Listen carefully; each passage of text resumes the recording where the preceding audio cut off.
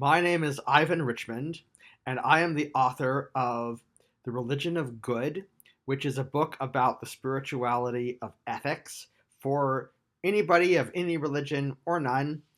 And in this book, I talk about how I believe that we're currently in something I call the ethics crisis. And I think that's throughout the West, maybe even the whole world. I don't know. Um, I talk about why I think that's the case and what I think we can do about it. So that's what I'm going to talk about on my channel. This is the first video after the book launch. So the book is in the description below. And so today I'm just going to give an introduction to my book, and then over some successive videos, I'm going to unpack different pieces of it.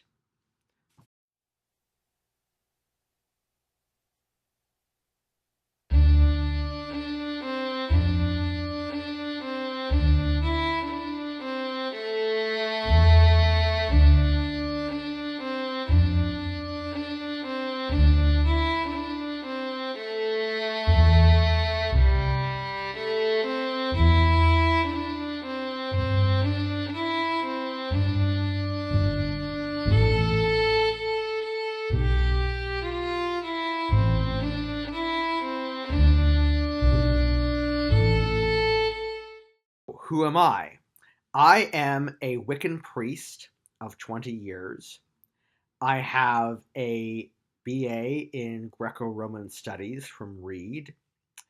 And for about the past decade, I have been going really deeply into religious questions of my own religion, spiritual questions, and specifically ethics, because it started out I just wanted to clarify ethics for myself and for my community so I could talk intelligently and deeply and eruditely about the subject.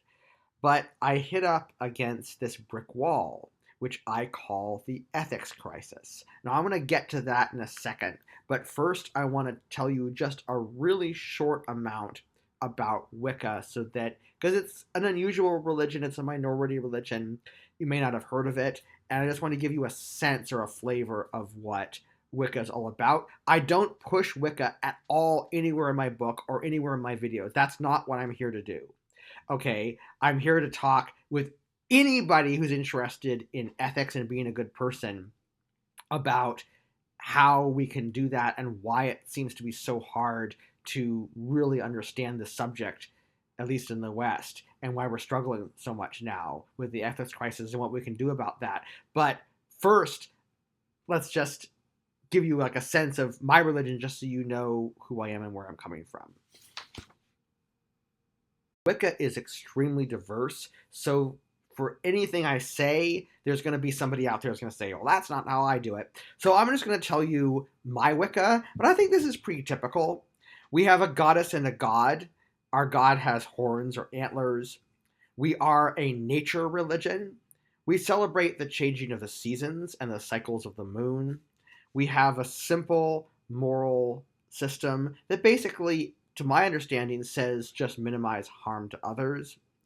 We practice a tradition of magic, which is, of course, informed by our morals. So, our magic, we would not use magic to harm others, typically. Unless, I think we thought we were in danger or something, maybe. But I mean, that's a huge subject. But I think, like it's very, very bound by a moral conception of what one should do with power.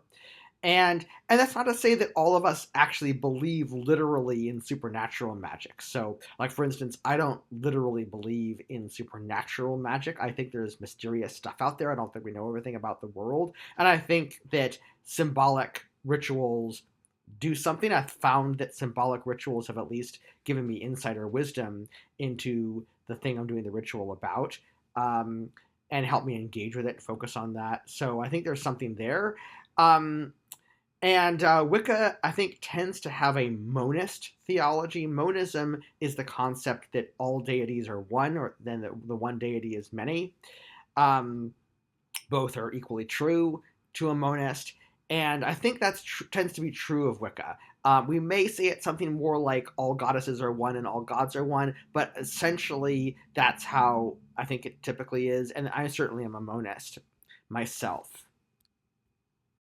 Our history actually goes back to a philosophical tradition from the late Roman imperial period of Western antiquity called Neoplatonism. So it's not that Wicca has directly come from that. It's not that people have been doing Wicca since Roman times. That's not what I mean. That's not what historians have discovered. What they've discovered is that the ideas in the philosophy of Neoplatonism have come down into the West in a way that ended up coming into Wicca, and Wicca is a profoundly Neoplatonic religion. So I'm going to talk a lot about Neoplatonism in this series and on this channel. I'm also going to talk a lot about it in my book. Obviously, like I do a lot of that there. It's a whole another thing to unpack and a whole other several videos just to introduce you to the subject. So I'm not going to attempt to do that here. But what's interesting is that there is a linkage between us, Christianity, Islam, and Judaism, all of which have strong currents of Neoplatonism in their theology. Also, because we're monist, and Neoplatonism, as it incarnated in Plato's Academy in ancient times, was monist, meaning that they were seeing all deities as one and the one as many. So what's really cool about that is that when we talk to people like Hindus, we can talk the same language or similar language, and that's really exciting as well. So just kind of put a pin in that, because it turns out that the Neoplatonism philosophy that is in my religion is one that will turn out really coming up in my solution to the ethics crisis. Not in any way that pushes any religion on anybody, remember. Not in any way that's even religious. Just in a way that is philosophical, spiritual, and you might say mystical. Well, as I was researching different approaches to ethics in an attempt to clarify ethics for myself and to help my community deal with ethical conundrums, I came to realize that I was very frustrated with the approaches that are available in the West. I looked at religious dogma, and I'm not going to unpack here why religious dogma doesn't work, but I think a lot of people watching this video will probably share my intuition that it doesn't work. I looked at philosophy, and I was really surprised to find that philosophical, rational approaches don't actually get us what we think they get us. And it turns out I'm actually in good company. Like, there's this philosopher, Alasdair MacIntyre, I'm going to talk about him, who believes that the approaches that we have in the West don't work. There's a fundamental conception in 20th century philosophy that ethics has been a failure. That is, the rational philosophical approaches have been a failure.